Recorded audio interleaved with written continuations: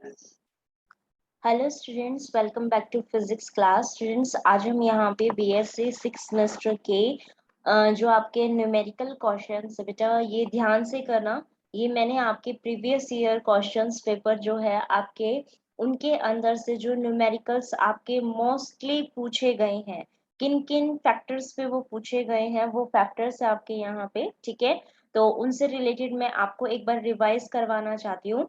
वो फॉर्मूला में भी सेम रहेगा आपका, और जो आपका मेन फाइंड आउट करने वाली चीज है वो वैल्यू वो वेरी कर सकती है। इसीलिए आपको वहां पे उन फॉर्मूलों के मतलब से गो थ्रू जाना है कि आपको वो अच्छे से समझ में आ जाए कि वो फॉर्मूले कौन कौन से हैं जिसके थ्रू आपके जो क्वेश्चंस है वो आपसे पूछे हुए हैं। ठीक है, तो आपके जो मैं बताने जा रही हूँ वो पेपर 1 के बताने जा रही हूँ, atomic and molecular laser physics के। ठीक है, तो उसी से रिलेटेड आपके क्वेश्चंस जो आपके बहुत बार पूछे गए हैं, चाहे वो आपके फर्स्ट सेक्शन से हो, सेकंड सेक्शन से हो या थर्ड सेक्शन से हो। ठीक है, क्योंकि आप जो क्वेश्चंस कर रहे हो मे बी आपके उसमें से, जैसे कई बच्चे बोल रहे हैं फर्स्ट और सेकंड यूनिटी करके जा रहे हैं मैम हम, तो उन बच्चों के लिए है कि अगर उनमें से अगर वो न्यूमेरिकल आ भी जाते हैं तो आपको वो रिवाइज हो जाए, तो आप लास्ट टाइम पे इस न्यूमेरिकल जो बेस्ड जो आपके क्वेश्चंस इस उसमें पूछे जाते हैं, इसको जरूर देख के जाएं, वो बहुत हेल्पफुल रहेगा आपके लिए।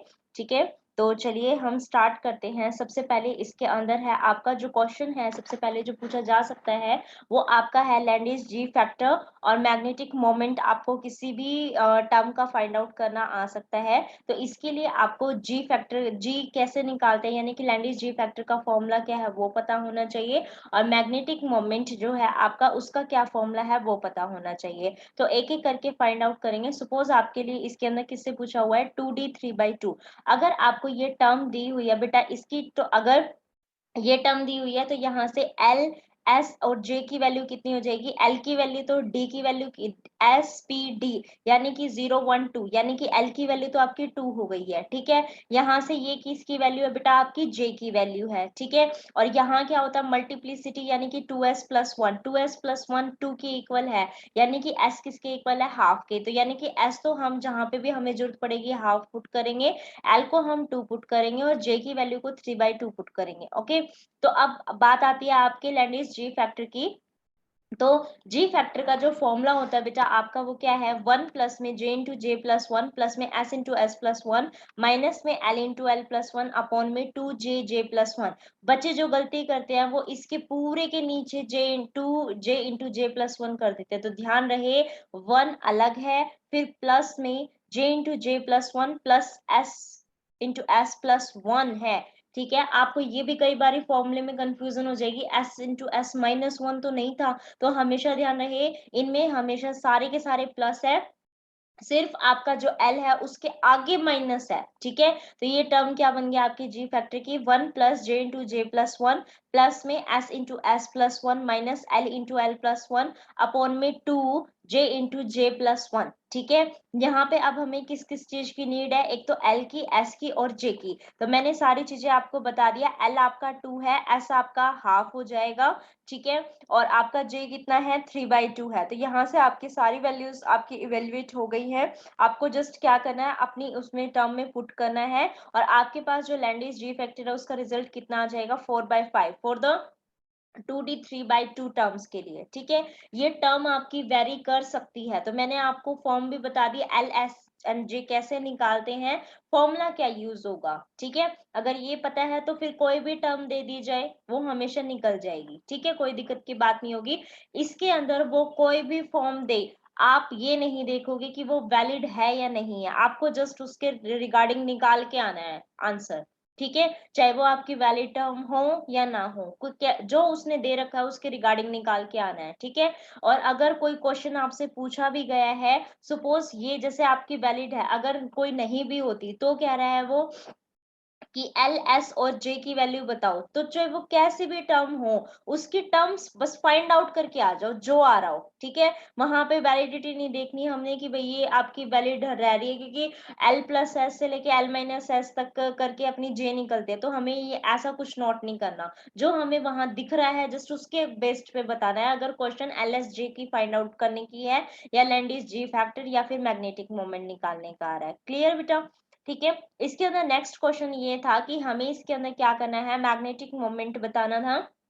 मैग्नेटिक मोमेंट का फॉर्मूला होता है mu is equal to under the root of J into J plus one G into mu B. ठीक है, क्योंकि आप जी की वैल्यू इसमें निकाल चुके हो तो वही पुट करने हैं। म्यू बी क्या होता है, Bohr magneton, E H upon में 4 पाई एम। ठीक है, इलेक्ट्रॉन के लिए है तो बोहर मैग्नेटॉन और प्रोटॉन के लिए वो दूसरा हो जाता है। ठीक है, अब यहाँ पे जे की वैल्यू आपको पता ही है 3/2 है, हमेशा पॉजिटिव ही लेके चलेंगे, माइनस जे प्लस से माइनस ई एच अपॉन में 4 पाई एम। ठीक है, मास ऑफ इलेक्ट्रॉन लेना है, ई इलेक्ट्रॉनिक चार्ज होता है, एच प्लैंक्स कांस्टेंट होता है, 4 ही रह जाएगा, और पाई अपना कितना हो जाएगा 22/7। ठीक है, तो यही सारी चीजें हमें इसके अंदर पुट करनी है। पुट करने के बाद आपका ये रिजल्ट आ जाएगा। ठीक है, यहाँ पे देखो ये 4 ही था और इसने बाय मिस्टेक 2 लिखा हुआ है। अगर इसने कहीं से कैंसिल आउट कर दिया तो उसको ध्यान दे देना कि कहीं से कैंसिल तो नहीं कर दिया इसने। ठीक है, अदरवाइज अपना ध्यान से देख के करना है सारी की सारी चीजें। क्लियर है, कैंसिल तो नहीं किया 4 से कुछ, ये तो 4/5 है इसमें। तो आप एक बार इस चीज को देख लेना। ठीक है, और इसका रिजल्ट ये निकलेगा। तो पेपर में हमें इसका और यूनिट क्या रहेगी, जूल पर टेस्ला। अगर वो ये कह रहा है कि म्यू बी की फॉर्म में ही निकालना है, ठीक है, म्यू बी की फॉर्म में ही निकालना है तो जस्ट इतना पोर्शन सॉल्व करके आ जाना। और अगर ये कह रहा है कि पूरा का पूरा करना है तो आपको इसकी वैल्यू भी रखनी पड़ेगी। अब आपको पता है कि EH/4 पाई ME ही यूज होना है बोहर मैग्नेटॉन। ठीक है, तो आपकी इसकी जो वैल्यू होती है आप उसको भी डायरेक्ट पुट कर सकते हो जूल पर टेस्ला के अंदर।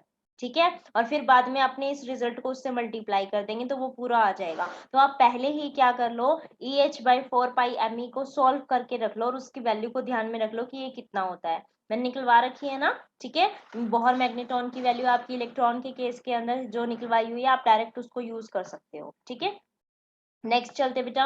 नेक्स्ट हमारा जो क्वेश्चन है, क्वेश्चन नंबर 2, वो है calculate the coherence length for the laser beam for which the bandwidth del nu is equal to 4000 hertz. ठीक है, अब हमें क्या निकालना है, कोहेरेंस लेंथ निकालना है। ठीक है, तो आप सबको पता है कि कोहेरेंस लेंथ का जो फॉर्मूला है बेटा वो क्या है, L इज इक्वल टू सी टॉ। ठीक है, कैसे, क्योंकि आपको सबको पता है कि जो अपनी speed is equal to distance upon time होता है। तो डिस्टेंस कितना हो गया, स्पीड इनटू टाइम। तो यानी कि यहाँ से ये किसके इक्वल हो जाएगा, लेंथ क्या है, कोहेरेंस लेंथ एक तरह की डिस्टेंस है, तो distance is equal to speed into में टाइम हो जाएगा। इससे आप इसको ध्यान में रख सकते हो। अब यहाँ पे आपको पता है टाइम और जो अपनी फ्रीक्वेंसी होती है वो आपकी रेसिप्रोकल होती है। तो इसका मतलब del nu is equal to 1/टॉ सी किसके इक्वल है, 4000 हर्ट्ज के। क्लियर है ना बेटा। ठीक है, यहाँ से आप क्या कर सकते हो, टॉ सी की वैल्यू फाइंड आउट कर सकते हो और डायरेक्ट इसमें पुट कर दोगे। और सी की वैल्यू आपको पता ही है 3 × 10⁻8 मीटर पर सेकेंड होती है। जस्ट इसकी सारी वैल्यूज को आपको यहाँ पे पुट करना है और अपनी कोहेरेंस लेंथ को फाइंड आउट करना है। बिल्कुल ईजी था ना। ठीक है, बस आपको इसके अंदर क्या करना है, जस्ट इस फॉर्मूले को रिमेम्बर रखना है और ये पता होना चाहिए कि जो बैंडविड्थ जो फ्रीक्वेंसी की फॉर्म में दे रखी है ये अपना टाइम पीरियड के रेसिप्रोकल होता है। बस इतना पता होना चाहिए। ठीक है, क्योंकि पर सेकंड क्या होता है, एक तरह से हर्ट्ज ही तो होता है। पर सेकंड क्या है, हर्ट्ज ही तो है। ठीक है, तो इसी तरीके से आप इसको कर सकते हो। नेक्स्ट क्वेश्चन देखो, इसके अंदर क्या पूछा है इन्होंने कि फॉर एन ऑर्डिनरी सोर्स, आपका है ये question number 3, for an ordinary source the coherent time is 10⁻⁻10 second, calculate the degree of non monochromaticity for this wavelength. ठीक है, इसका मतलब हमें किसके बारे में पता होना चाहिए बेटा, इसके अंदर नॉन मोनोक्रोमेटिसिटी फॉर्मूले के बारे में पता होना चाहिए। ठीक है, तो नॉन मोनोक्रोमेटिसिटी फॉर्मूला कितना होता है आपका, del nu by nu naught होता है। तो आपको क्या क्या गिवन है, एक तो मेरे को वेवलेंथ गिवन है और एक मेरे को कोहेरेंस टाइम गिवन है। ठीक है, तो मैंने देख कह दिया कि ये दोनों गिवन है। अब सीधा से बात है, आपको डेल न्यू दिया हुआ है। डेल न्यू क्या होता है, बैंडविड्थ होती है। इसका मतलब एक तो ये चाहिए और एक आपको ये लैम्डा नॉट दिया हुआ है, यानी ये वेवलेंथ है और यहाँ क्या है, न्यू नॉट। ठीक है, तो न्यू किसके इक्वल होता है, C/लैम्डा के, तो यहाँ से वो निकाल लेंगे। तो डेल न्यू कितना होता है आपका, मैंने देखो यहाँ पे भी जो अपना पीछे वाला था ना, डेल न्यू किसके इक्वल होता है आपका, 1/टॉ सी। तो टॉ सी अपने को इसके अंदर गिवन है, यानी कि कोहेरेंस टाइम गिवन है। तो कोहेरेंस टाइम अगर गिवन है तो उससे मैं डेल न्यू यानी कि बैंडविड्थ निकाल लूंगी। बैंडविड्थ निकालूंगी, मैंने इसको रेसिप्रोकल करके हर्ट्ज में बैंडविड्थ निकाल ली। और न्यू नॉट किसके इक्वल होता है, C/लैम्डा नॉट के। तो लैम्डा नॉट मेरे को गिवन है, सी की वैल्यू रखी, लैम्डा नॉट की वैल्यू रखी और हर्ट्ज में मैंने ये निकाल लिया। हर्ट्ज से हर्ट्ज कैंसिल हो गया और मोनोक्रोमेटिसिटी का पर्टिकुलर एक फॉर्म आ गया कि इतनी डिग्री की अपनी क्या आ रही है, अपनी नॉन मोनोक्रोमेटिसिटी आ रही है। समझ में आ रहा है? ठीक है, तो इस तरीके से हमें क्या करना है, इन क्वेश्चंस को करना है। उसके बाद नेक्स्ट क्वेश्चन देख लेते हैं, क्वेश्चन नंबर 4। क्वेश्चन नंबर 4 आपका ये है, इसके अंदर what do you mean by Larmor precession and find the frequency of the precession in a magnetic field of the intensity 0.2 Tesla. तो बेटा आप लार्मर प्रिसेशन जो मैंने आपको करवाया हुआ है वो करके जाएंगे। क्या बताया था कि एटम जो है वो उसके अंदर जो इलेक्ट्रॉन है वो इसी तरीके से, मतलब एटम मैग्नेट इलेक्ट्रिक फील्ड में इस तरीके से प्रेसेस करता है मैग्नेटिक फील्ड में, जैसा हमारा लट्टू करता है ग्रेविटेशनल फील्ड के अराउंड। ठीक है, मैग्नेटिक फील्ड में इसी तरीके से प्रेसेस करता है जैसा हमारा लट्टू करता है, यानी कि मैकेनिकल टॉप हमारा प्रेसेस करता है। ठीक है, और इसमें इसकी शेप वगैरह कोई चेंज नहीं होती, यही तो था हमारा। ठीक है, तो मैग्नेटिक फील्ड के बेस पे हमें क्या बताना है, इसका फ्रीक्वेंसी का फॉर्मूला बताना था, वो हमने निकाला हुआ है। तो लार्मर फ्रीक्वेंसी वहां से कितनी आई है बेटा, EB/4πm। ठीक है, लार्मर फ्रीक्वेंसी कितनी आई है, EB/4πm आपकी लार्मर फ्रीक्वेंसी होती है। और EH/4πm क्या होता है आपका, बोहर मैग्नेटॉन। वहीं से ध्यान में रख लो, EH/4πm क्या है, बोहर मैग्नेटॉन, EB/4πm हो जाएगा तो लार्मर फ्रीक्वेंसी। कितना इजी है ना। अब बी यानी कि मैग्नेटिक फील्ड किस में दिया हुआ है, टेस्ला में, तो टेस्ला के उसमें हमने इसको कर दिया। ध्यान रहे लार्मर प्रिसिशन जब मैग्नेटिक फील्ड के अंदर आप उसको एटम को रख रहे थे तब देख रहे हो। ठीक है, कि ये इसी तरीके से प्रोसेस करता है जैसा हमारा मैकेनिकल टॉप हमारा ग्रेविटेशनल फील्ड के अकॉर्डिंग करता है, इसी को ही हम वो बोलते हैं लार्मर प्रिसिशन। और जो हम इसके अंदर फ्रीक्वेंसी निकालते हैं और मतलब इस तरीके से निकालते हैं उसको लार्मर थ्योरम बोलते हैं। ठीक है, और जो प्रिसेशन है उसको लार्मर प्रिसेशन बोलते हैं। क्लियर है बेटा।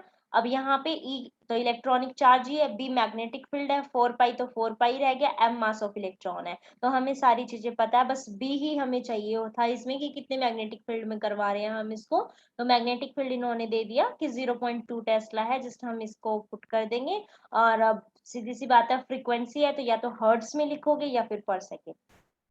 ठीक है, तो दोनों में से कोई से भी यूनिट आप इसके अंदर यूज कर सकते थे, या तो पर सेकेंड भी या फिर हर्ट्ज भी। क्लियर है।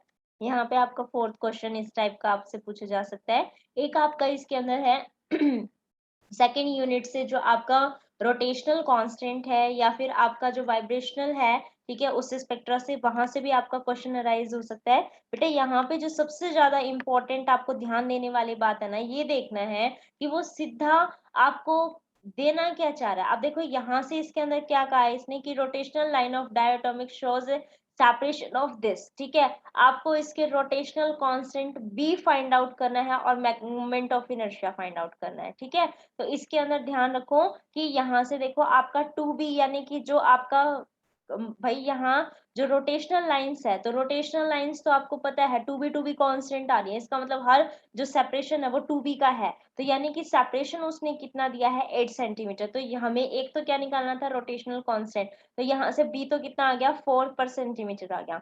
अभी कह रहा है मोमेंट ऑफ इनर्शिया भी निकालो, तो हमें पता है b = h/8π² होता है। ठीक है, और I किसके इक्वल होता है, क्योंकि यहाँ पे दो एटम का हम मोलिकुलर जो एटम है उनका वो करवाते हैं रोटेशन वगैरह, तो यहाँ पे हम रिड्यूस मास लेके चलते हैं, तो मोमेंट ऑफ इनर्शिया किसके इक्वल हो जाएगा, μr² के इक्वल हो जाएगा। अदरवाइज तो mr² होता है, राइट। तो यहाँ पे कितना हो जाएगा, μr² हो जाएगा। लेकिन हमें तो खाली पूछा ही उसने मोमेंट ऑफ इनर्शिया है, अगर वो एटम भी दे देता है यहाँ पे, ठीक है। अब ये देखो पर सेंटीमीटर के अंदर उसका सेपरेशन इसने साफ बोल दिया, सेपरेशन तो अपने टू बी कांस्टेंट के चल रहे हैं लाइंस के जो अपने आ रहे हैं। ठीक है, तो ये अपने इस तरीके से, और यहाँ पे एच प्लैंक्स कांस्टेंट जिसकी वैल्यू 6.6 × 10⁻⁻34 होता है वैसे तो, लेकिन यहाँ पे इसने कोई कोई वैल्यू कट की होगी तभी इसने यही लिखा है। ठीक है, एक बार आप चेक कर लेना इसकी यूनिट क्या क्या दे रखी है इसने, अदरवाइज आप एक बार इसको सॉल्व करके देख लेना। ठीक है, क्योंकि मैंने तो ये जस्ट फोटो ही वहां से ली थी, तो आप इसको चेक कर लेना कि ये कोई पावर वगैरह इसने कट तो नहीं कर दी है या किस फॉर्म में इसको लिया है। ठीक है, अच्छा इसने ग्राम पर सेंटीमीटर स्क्वायर में लिया बेटा, पता ही चल गया यहाँ से।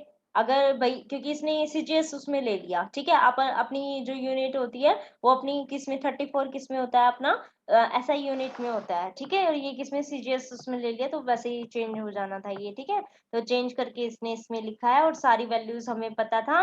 और बी की वैल्यू अपनी आई गई कांस्टेंट की 4 सेंटीमीटर, और सी अपना 3 × 10⁻⁸ आप 8 लिखोगे।